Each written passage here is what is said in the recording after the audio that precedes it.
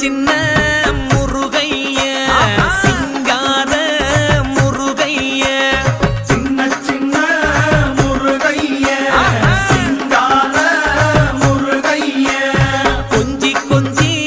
தமிழ் பேசும் செந்தில் வடிவேலனவ கொஞ்சி கொஞ்சி தமிழ் பேசும் செந்தில்